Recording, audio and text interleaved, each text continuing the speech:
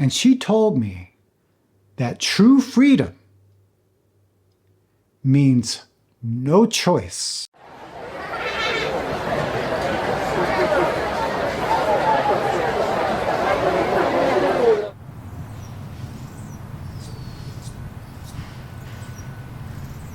Well, it's Thursday. I'm a day late, and then also it's late in the morning. The sky looks like how I feel today. I didn't sleep very well, and there's many things that are not going my way. So I got to get out of here. I heard about a place not too far away from me that has a very interesting color of water. If you're interested in investigating that with me, come follow me.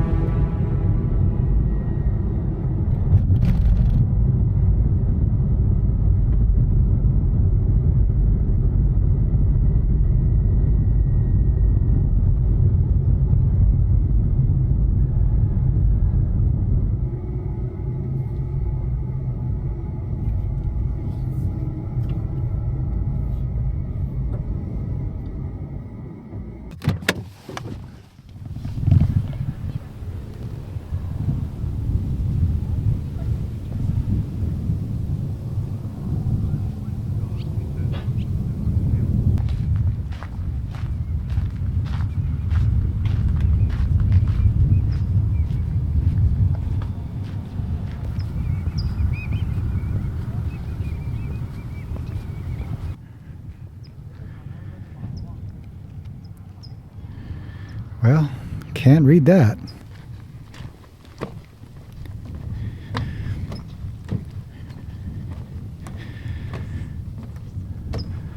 Alviso Marina County Park.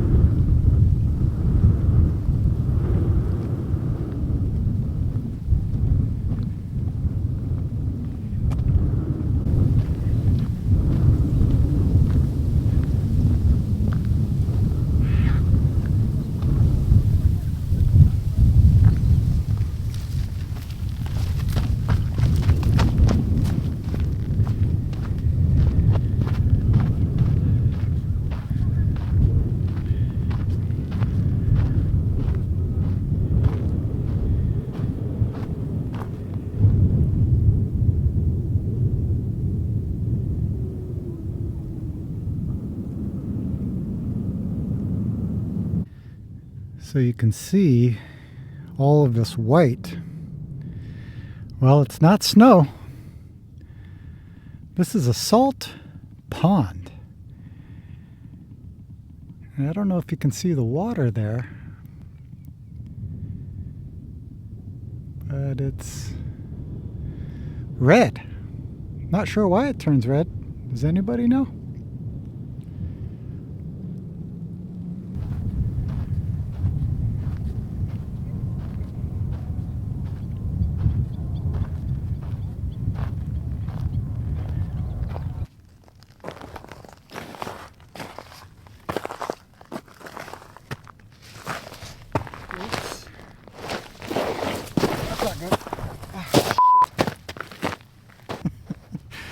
Be careful of what you want. You might just get it.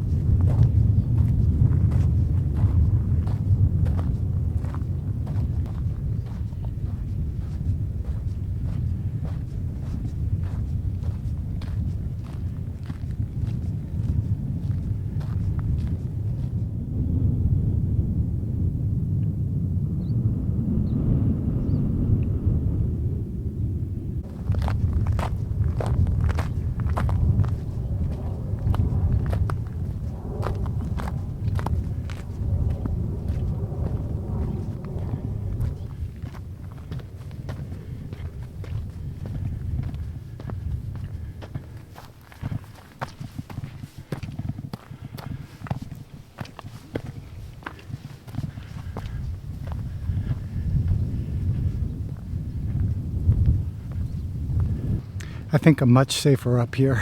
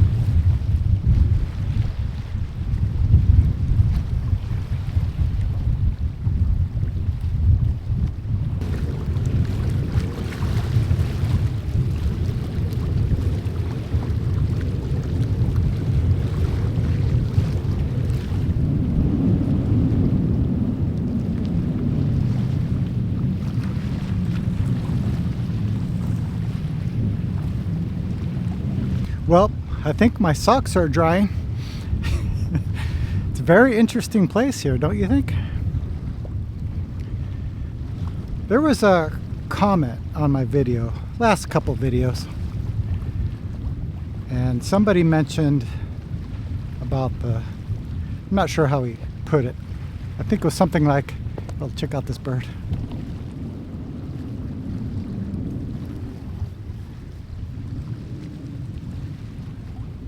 Anyways, something about the complicated life of a layperson. And I responded about the monastic life being complicated. And then I thought, well, you know what? Maybe I'll make a video about that. And this person said they were interested, and another person said they were interested in hearing about that. So I wouldn't say, now that I'm thinking about it, that monastic life was complicated. But it wasn't easy. I think there's some idea about monks and nuns, monastics, you know, sitting in the mountain, peaceful, serene. But actually, that's not the case for many monastics around the world. Now, first of all, there's all different kinds of monastics. There's monastics who work in an office full-time. There's monastics who just do chanting for ceremonies. They do it all day long. And there's monastics who, maybe sit retreats. That's their only job. Maybe when they're not sitting, they go travel from temple to temple. Then you have a kind of a freedom style of monastics. I might make a whole video just about that. Now, these are monastics who don't really follow the precepts per se. They may drink a little bit, maybe they have relationships. You read about this in some Zen poetry. I started monastic training in 1999, only 2 years after I started practicing Zen. I sat a long retreat in Korea and started training in Seattle. Now, when I started training, you're not really considered a monk or nun at that time. There's a period called Hangja training. So basically you're a lay person, but you put on monastic clothes. In our tradition, they're brown. Shave your head, and you basically practice and help the temple. Sometime in later 1999, I moved to the Providence Zen Center. And when I got there, I thought, man, I'm going to sit all of these long 3-month retreats. It's going to be great. So I remember the first winter that they were having this 3-month retreat. My teacher told me, oh, by the way, you're not going to go sit the retreat. You're going to stay down at the Zen Center and help the Zen Center. You're going to pick up people at the airport and bus stations who are sitting the retreat.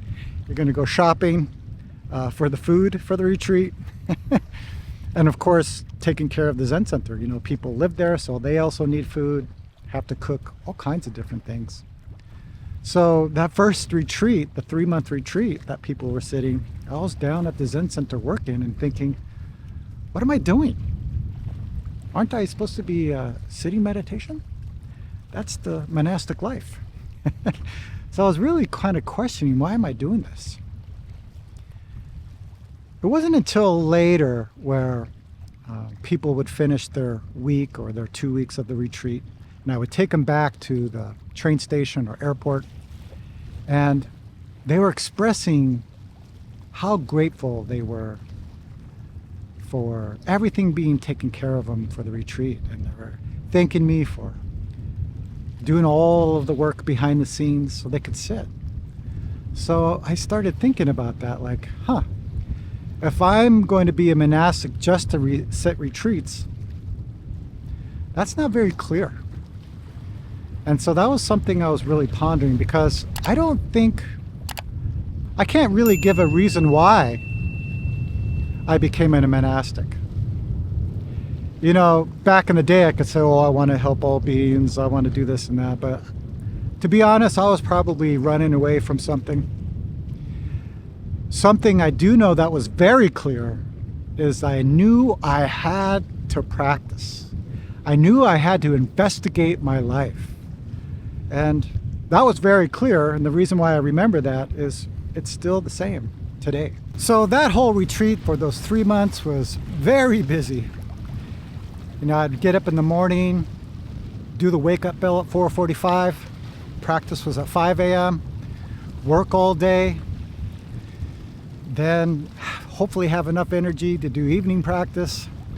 And then when the retreat was over, the Providence Zen Center would rent space to other groups. They could be meditation groups, shaman groups, yoga groups. I remember some groups was as large as 80 people. And one in particular was 80 people for 10 days using the Zen Center. And we had to shop for them, cook for them, attend to their needs. So I guess that's what I meant earlier about monastic life being complicated. I wouldn't say it's complicated, but it was very busy and wasn't so easy. Also, something that was unique at the Providence Zen Center is there wasn't many monastics living there. It was a lay community. There might have been like 3 people training to be monastics, and I believe there were 3 other monastics at that time, and they were all disappearing. But there wasn't really any formal training. It was basically, go to practice. Here's the keys to the car, and here's the shopping list. Good luck. So that was kind of how it is. We had to worry about how the Zen Center was going to stay open and how the monastics were going to get health insurance. We didn't have to worry about money so much or food or anything like that. But there was always something to be concerned about. The Zen Center was very large, very big building, lots of things breaking and going wrong, things that need to be replaced. During the winter, a lot of snow that had to be shoveled and roads to be plowed. There's always something going on there that needed attention. So it definitely made it very challenging at times. So it looks like this part of my trail is closed up here, so I got to figure out where to go next.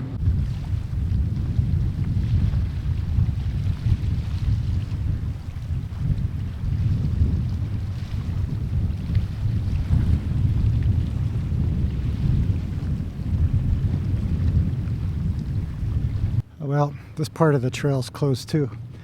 I think they're doing a lot of work here. Still beautiful though, but I have nowhere to go, so I think I'm just going to head to the car and catch up with you all in a bit.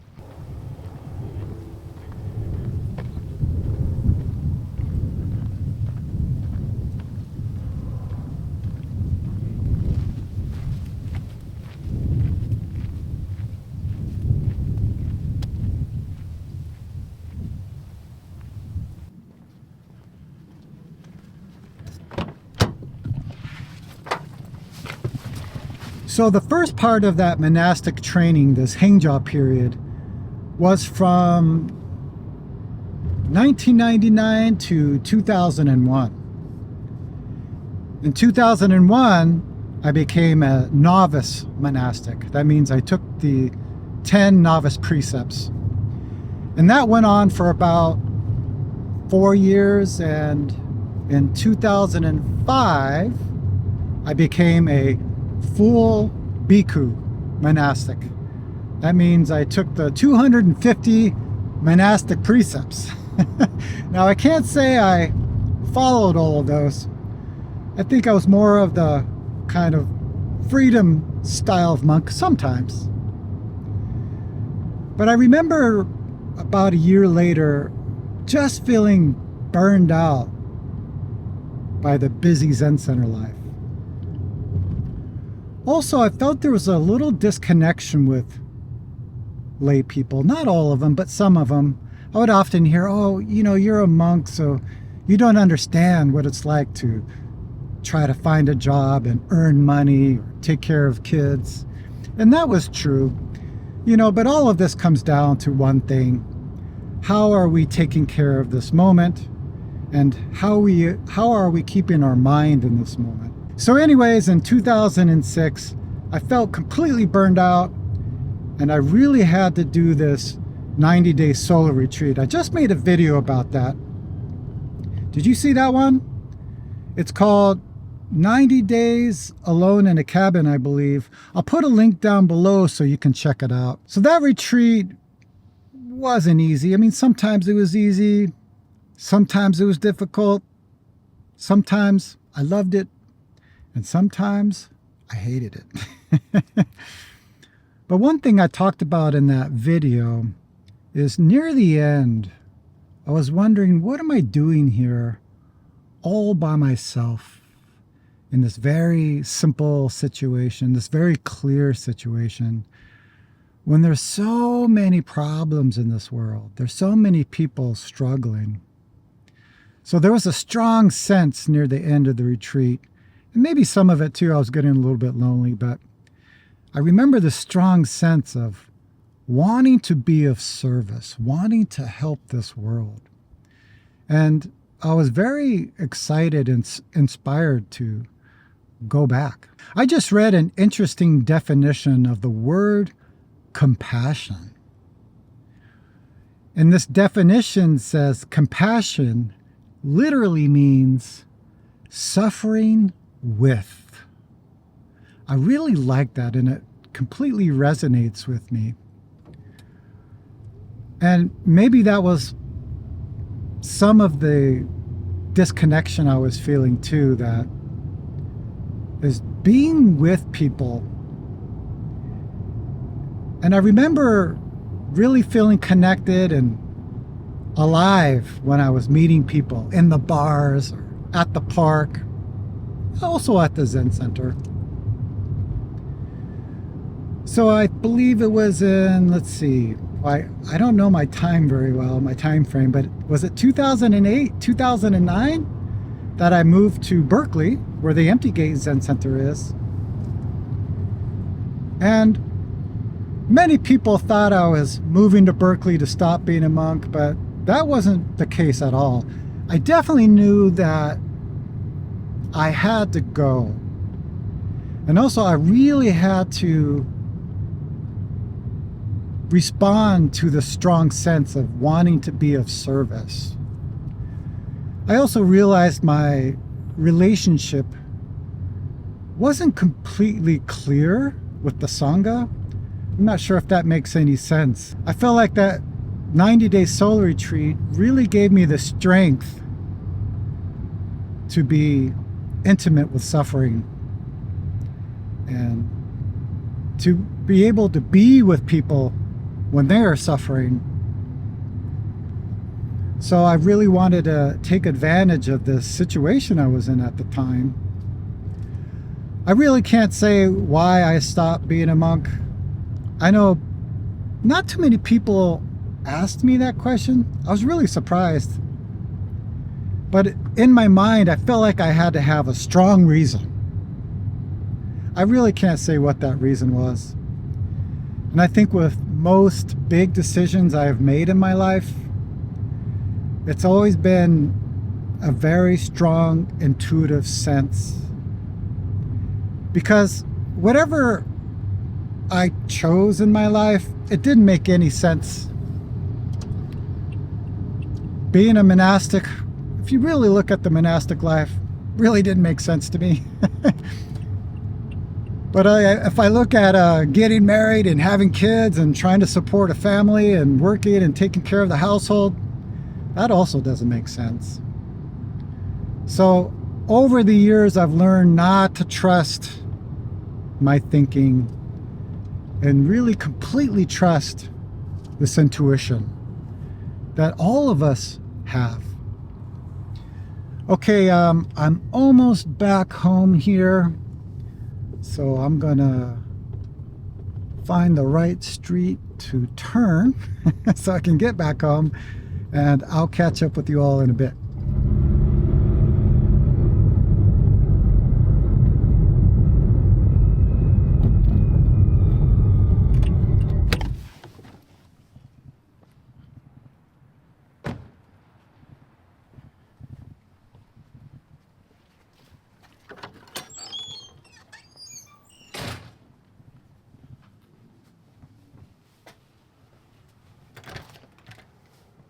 Another thing I remembered that I was struggling with was freedom. So you may think, oh, monastics, they're completely free. Yeah, sometimes that is true. I've met some of them.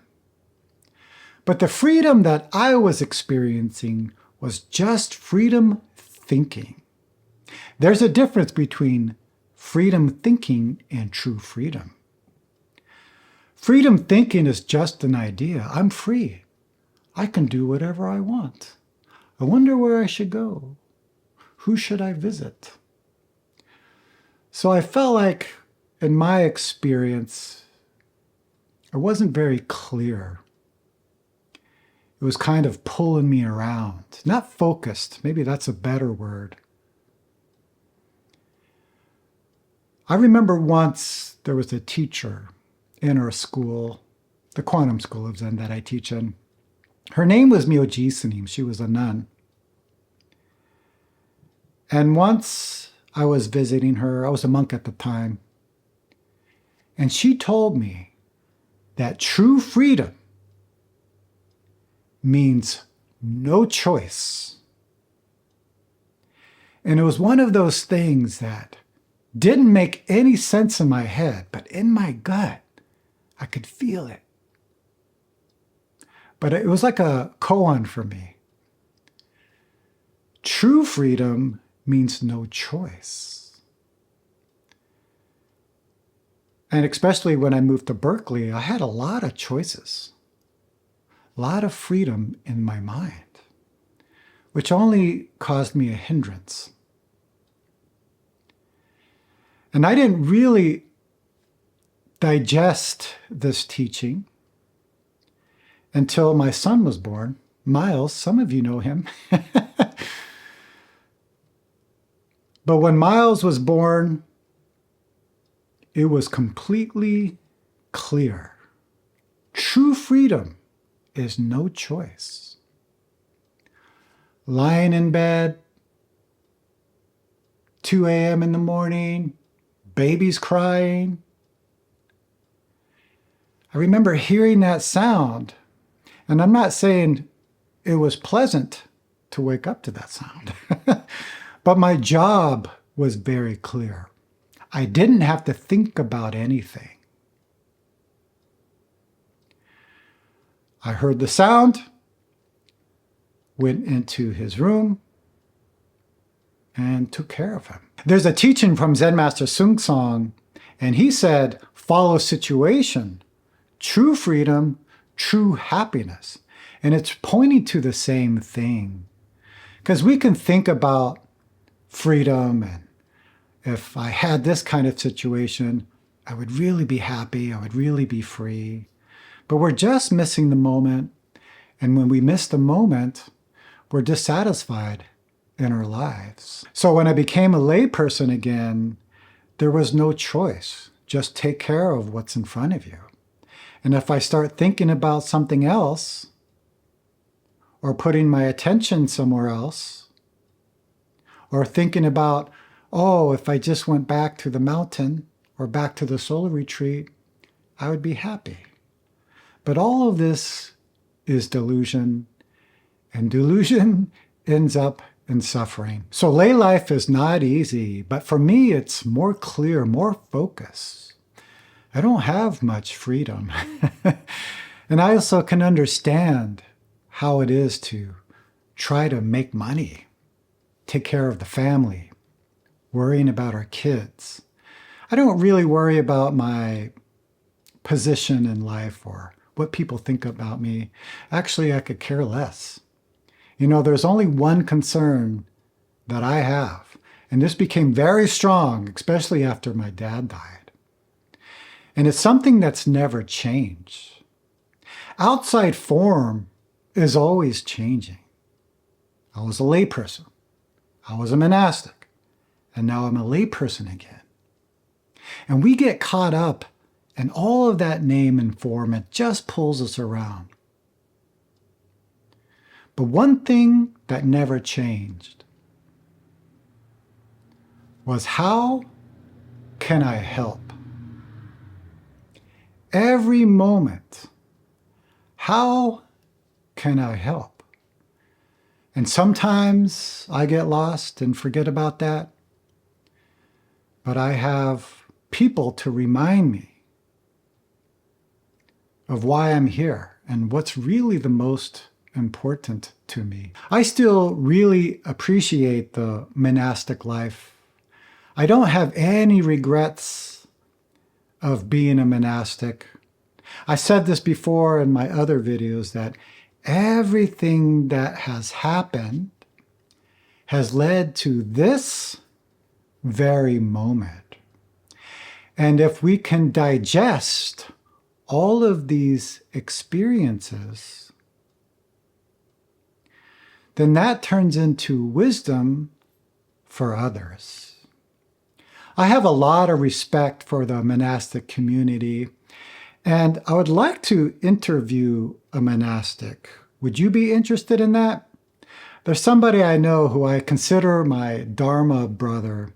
We were very close at one time. And when I think of this person, I think that this person just has a natural monastic karma. I'm not even sure what I mean by that, but perhaps if you see this interview, you'll know what I mean. Okay, everyone, I hope this video was helpful. You can let me know by liking this video, subscribing to my channel, put a comment down below. And as always, I hope you're all doing well, and I will see you very soon.